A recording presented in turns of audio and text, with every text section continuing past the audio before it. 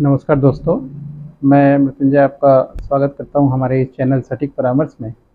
और देखिए, आज एक न्यूज़ लेके आए हैं हम लोग, ऑनलाइन सट्टा नेटवर्क का भंडाफोड़।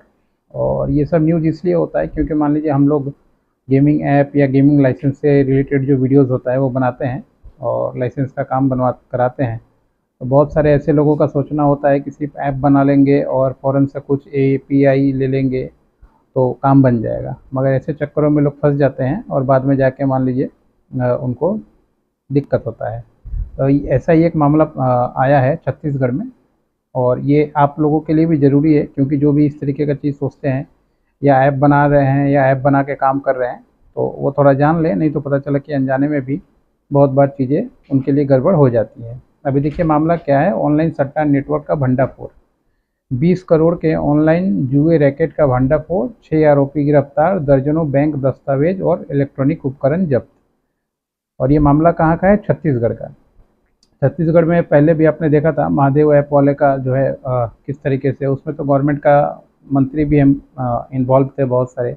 जांच में आपने देखा बहुत सारे लोग पकड़े गए थे, मगर होता क्या है, सफ़ेद पोस्ट वाले बच जाते हैं और जो काम करता है वो जो है फंस जाता है। अब देखिए ये छत्तीसगढ़ का खैरागढ़ जिला है जिसमें पुलिस ने एक बड़ी कार्रवाई करते हुए अंतर्राज्यीय ऑनलाइन सट्टा नेटवर्क का भंडाफोड़ किया है। ये पूरे इंडिया में चलाते थे ऑनलाइन, और शिवा बुक ऑनलाइन सट्टा ऐप के माध्यम से देश भर में सट्टा रैकेट के खिलाफ छानबीन में साइबर सेल की टीम ने संयुक्त छापेमारी कर महाराष्ट्र के नागपुर से सट्टा ऐप की शाखा को ध्वस्त किया। अब ये देखिए छत्तीसगढ़ का कंपनी था, शिवा ऐप बोल के ये लोग चलाते थे और ये नागपुर और बाकी पूरे इंडिया में भी चलाते थे। मैं महाराष्ट्र में थोड़ा ज़्यादा फेमस है इस टाइप का चीज़। और इस कार्रवाई में 6 आरोपियों को गिरफ्तार किया गया है और जिनके कब्जे में नगद राशि करीब 7 लाख की संपत्ति जब्त की गई है और 20 करोड़ रुपए से अधिक ट्रांजैक्शन का रिकॉर्ड सामने आया है। अब 7 लाख तो मान लीजिए जब्त हुआ है और 20 करोड़ का ट्रांजैक्शन है, तो अब चक्कर में कौन कौन फंसेगा? मान लीजिए बहुत से लोग होंगे जो इसके एजेंट होंगे, सब एजेंट होंगे, या इस चक्कर में होंगे, डिस्ट्रीब्यूटर बने होंगे, डीलर बने होंगे, या अकाउंट दिए होंगे यूज़ करने के लिए। ये सब लोग भी अब इस मामले में फंसेंगे क्योंकि ऐसा होता नहीं है कि कंपनी जब एक बार पकड़ी जाए तो उसने किसको किसको पेमेंट किया, कहाँ से पेमेंट आया, कहाँ पेमेंट गया। ये जितना भी अकाउंट होता है सब सीज होता है, या यूपीआई आईडी हो या मान लीजिए आपका अकाउंट हो। इसलिए आपने देखा होगा बहुत बार होता है कि बहुत से लोगों को पता नहीं और 2 महीने 3 महीने 4 महीने बाद पता चला कि उनका अकाउंट ब्लॉक हो गया।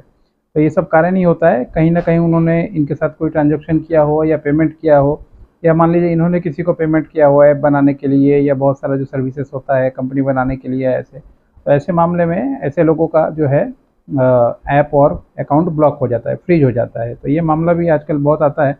आप देखे होंगे कि अचानक आपका अकाउंट फ्रीज हो गया, बंद हो गया। तो ऐसे चीज़ों से थोड़ा सा सावधानी रखें, ये सब भी कारण होता है।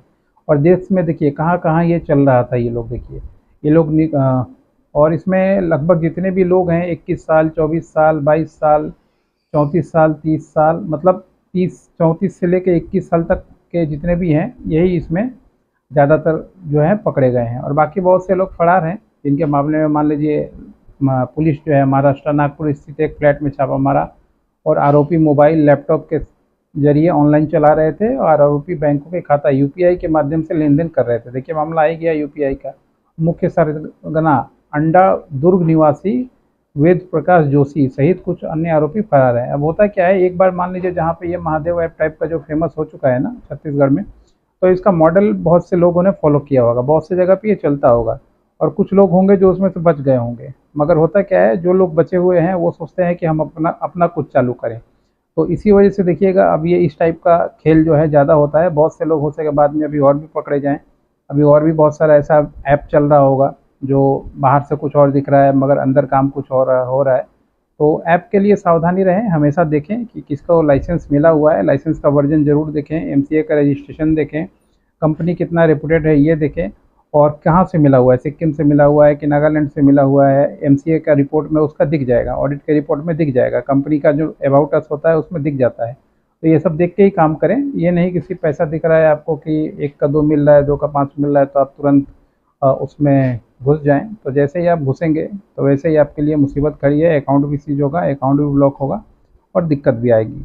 तो ये आप लोगों के लिए है जो ऑनलाइन बिजनेस चालू करना चाहते हैं, तो कौन सा सतर्कता उनको रखना चाहिए। आशा करता हूँ ये वीडियो इन्फॉर्मेशन लाएगा और आपको सुरक्षित रहने में थोड़ी मदद करेगा।